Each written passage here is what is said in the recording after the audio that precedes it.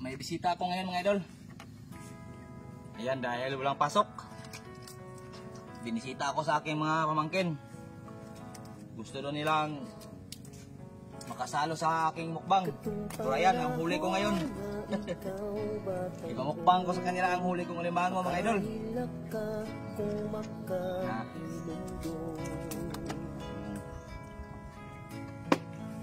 At may crispy kami.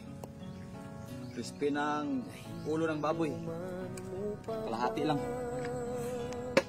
Ayan. Kaya na tayo. Maraming salamat po Ama sa biyayang sarap namin ngayon. At sa napaspasan po ito, nabigay sa lakas ng aming pangatawan. Amen.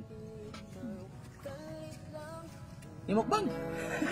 Ang sakit inaantos lang kay ikaw nakasala. Gusto niyo magkasama sa mukbang ko? Yan. Kailan kayo ng kain dyan? Nahinumduman mo pa ba kung nanguha kang santol ng uhag mangga?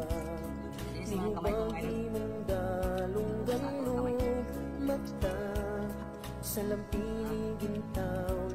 Ikaw nagmaakan panahon sa imong kabatan ko.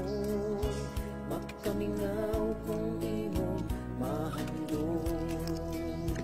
Kadali lang sa panahon, tungod kay ikaw may edad na.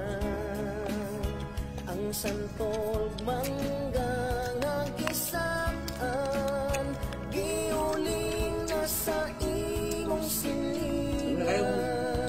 Sama sa mukbang ko bukas ha? Panahon na Ha? Saan ba kayo bukas ang mukbang ko? makahilak ka kung makahilundog.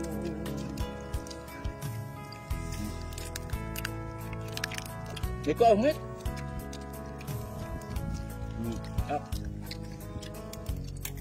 Gamay kong ito sila ko eh.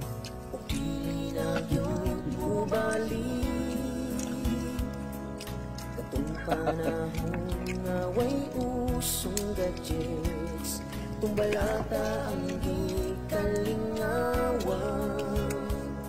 Bahay kubo siya tong ang dula kasanggaran, karon kay pagkalahinan. Dula sa cellphone na ang Pusin nyo ha. irada.